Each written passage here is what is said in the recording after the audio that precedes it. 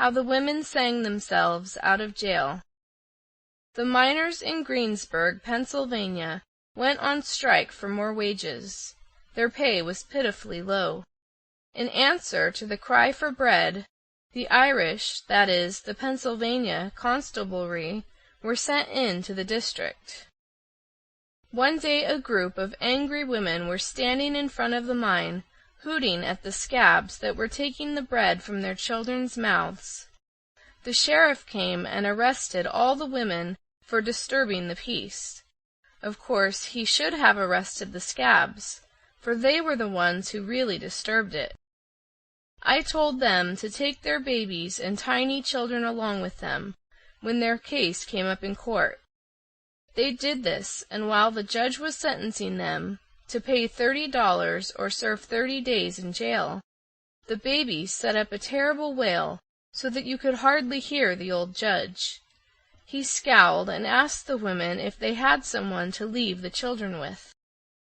I whispered to the women to tell the judge that miners' wives didn't keep nurse girls, that God gave the children to their mothers, and he held them responsible for their care.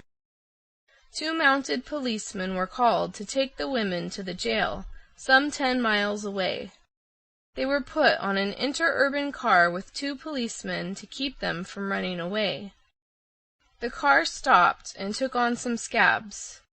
As soon as the car started, the women began cleaning up the scabs. The 2 policemen were too nervous to do anything. The scabs, who were pretty much scratched up, begged the motorman to stop and let them off, but the motorman said that it was against the law to stop except at the station. That gave the women a little more time to trim the fellows. When they got to the station, those scabs looked as if they had been sleeping in the tiger cat's cage at the zoo. When they got to Greensburg, the women sang as the car went through the town. A great crowd followed the car, singing with them.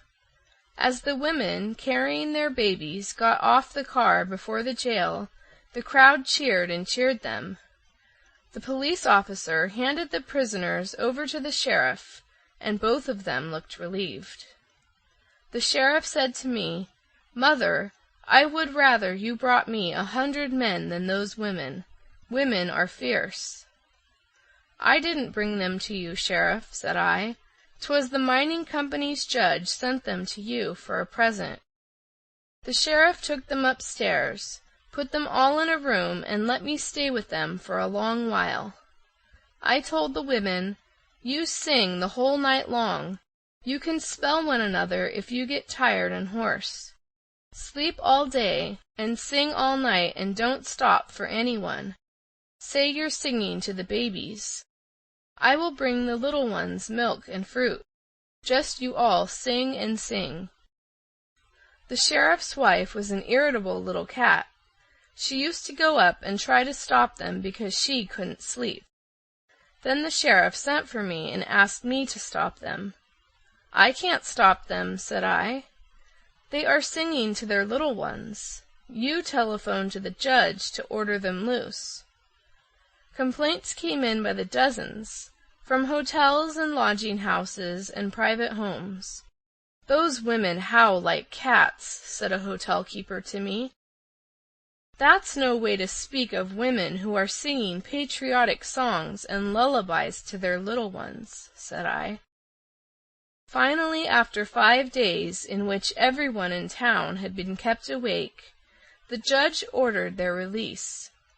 He was a narrow-minded, irritable, savage-looking old animal and hated to do it, but no one could muzzle those women. End of chapter 17.